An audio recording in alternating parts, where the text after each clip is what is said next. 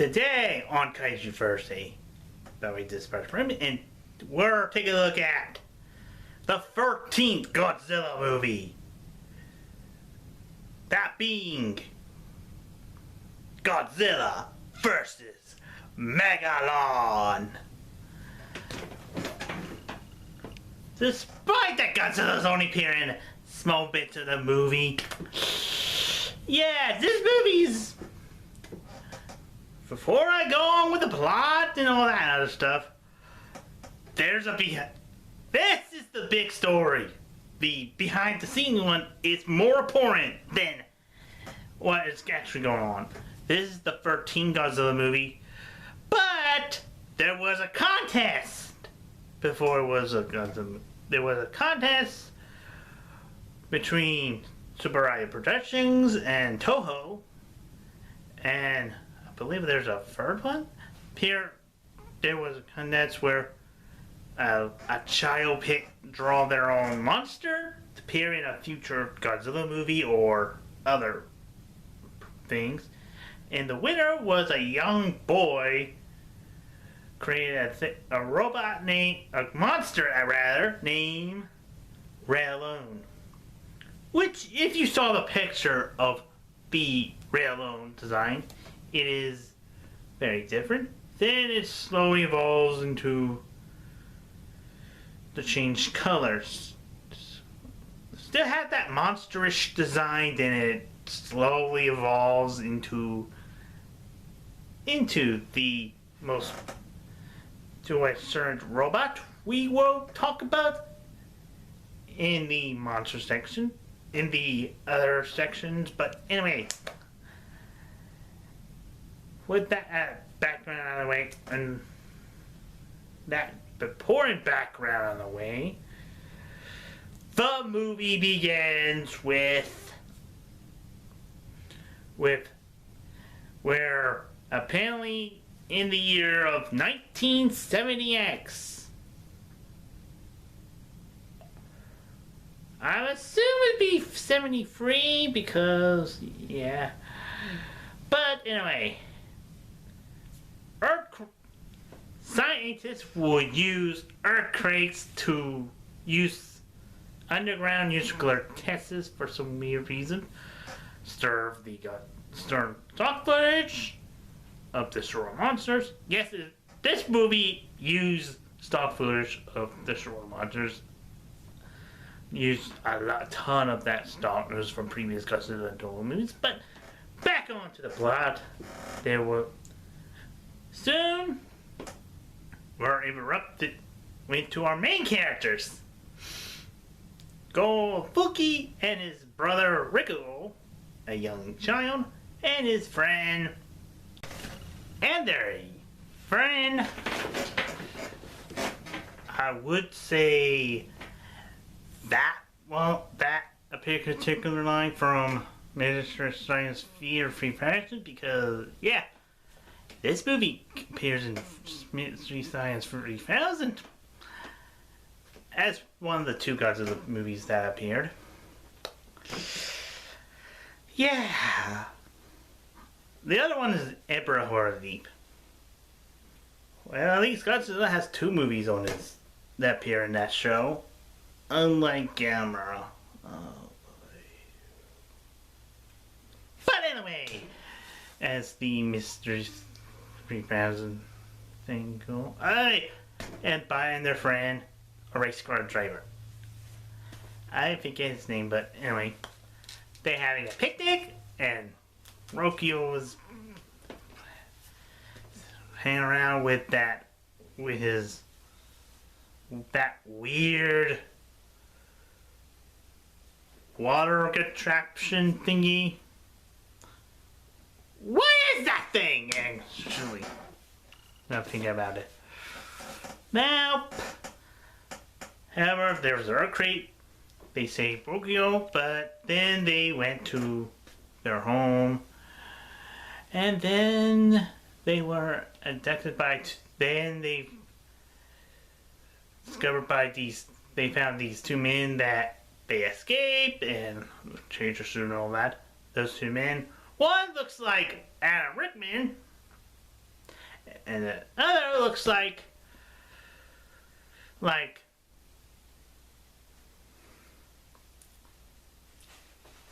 certain face. Look like I don't remember the face, but anyway, this movie I can't remember this movie. But anyway, soon they start discovering where they came from. They came from Seatopia, the mysterious island, because they're pissed because we did nuclear tests, so they decided to bring Megalon along, unleash their god Megalon to destroy. At the meanwhile, our characters built Jet Jaguar. I wish I had that Playmates bio thing of Jet Jaguar, or the Bandai one, but yeah, the closest thing I got is the cover, but yeah. Anyway, Jet Jaguar shows up to build, and then after that, our hero's been kidnapped by the villains. They release Megalon, and Jet Jaguar was under their control. But let's be honest. You notice something's missing. Where's the female characters? Unless you count the dancers or the two guards. Or one of those people in the Seatopia scene, but yeah. All that weird posters. Yeah, there's no women in this movie. If there were women in the movie, that would be less different, but yeah. But anyway, about that before something really weird appeared, the comic section. But anyway, Jet Jaguar was under control by the Seatopians. Megalons came along as he pretend that never happened. But anyway, Megalon turns up some stuff, and then the human characters gain control over Jet Jaguar. So they tell him to go to Monster Island to get Godzilla. So Jet Jaguar did it. Yeah. He did get Godzilla, who this time is played by a different actor who isn't named Haru Nakashima. And the suit is called Megalon, and it's kind of weird, kind of bizarre, but anyway. Then Godzilla went to see and Jet Jaguar flies. The Seatopians realize, let's call this, hey, you know those Space Hunter M aliens from the last movie? Yeah, let's bring their monster, Gigan, to show up. So they asked Gigan to show up. So he did, showed up. Very interesting, but yeah, he showed up. Then after that, Jet Jaguar falls down. Cruz beat up Megalon, and soon after that, Gigan shows up, helping Megalon, and also Godzilla showed up, beat up. Then the ultimate matchup began. They punch, they kick, they turn, they use fire, they use atomic fire, they even do. Then after that, Gigan left after that, laughing next to his planet, and Godzilla used the infamous drop kick of impossible possibilities on Megalon. They did it not once, but twice to horrify the tit up. Then after that, got the Megalon and the Cetomians like, this is not a good idea, so they left. Quick and easy. And then Megalon, then Jet Jaguar and Godzilla. Godzilla went back to Monster Island, or you think he went back to Monster Island, but he could possibly decided to found himself a cave so he can appear in his own fire. Yeah. Yeah. And so Jet Jaguar and the Funkies and that guy went back home as the Jet Jaguar song sings. And that's the end of the movie, but yeah. Overall, it's pretty great. It is one of those guilty pleasure Godzilla movies you really want to see. Yeah, Jet Jaguar is a fan favorite, but he's the best fan favorite. And we're so glad that he showed up in Singular Point because of that. And also, Megalon's a great villain. Kind of great in the sense that this godlike being who hops, flies, have anger-ish instincts and all that. And also use stock footage from Ghidorah's gravity beams and all that other stuff.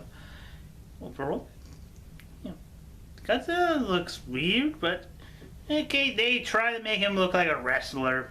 And this movie's like a wrestler, which is weird. This is a giant monster, not a wrestler, but okay. Yeah. Anyway, this movie was right. The negativities. It's a good guilty pleasure Godzilla movie.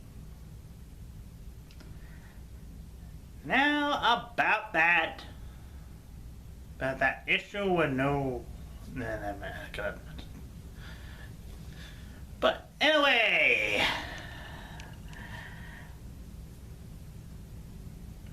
Anyway, there's also the American release, which they released it. They released two.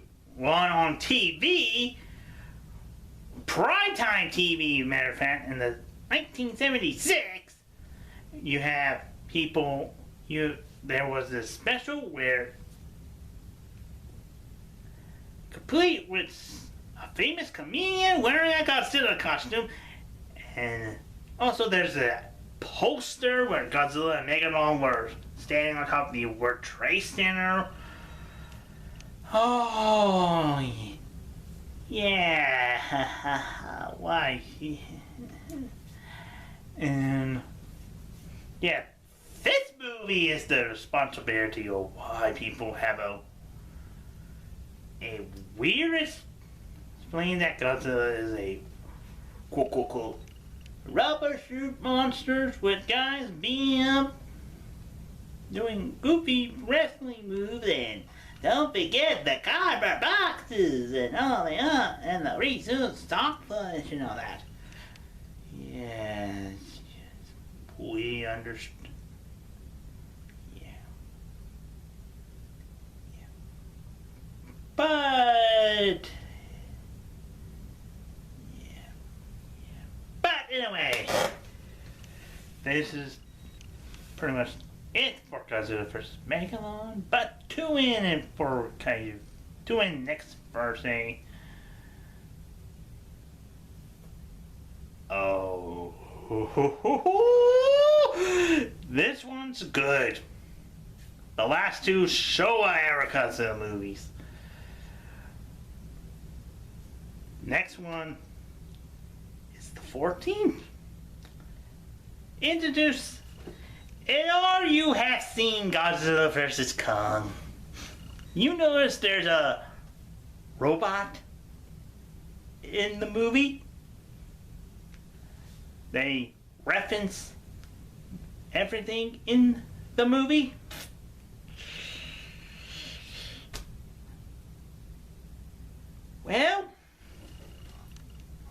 Well, if you saw that certain robot in that movie. Matter of fact, we're talking about Godzilla versus Mega Godzilla. Oh, there's a good Godzilla movie for you. Oh, yes. But anyway, that's first frame, 0 to a 10.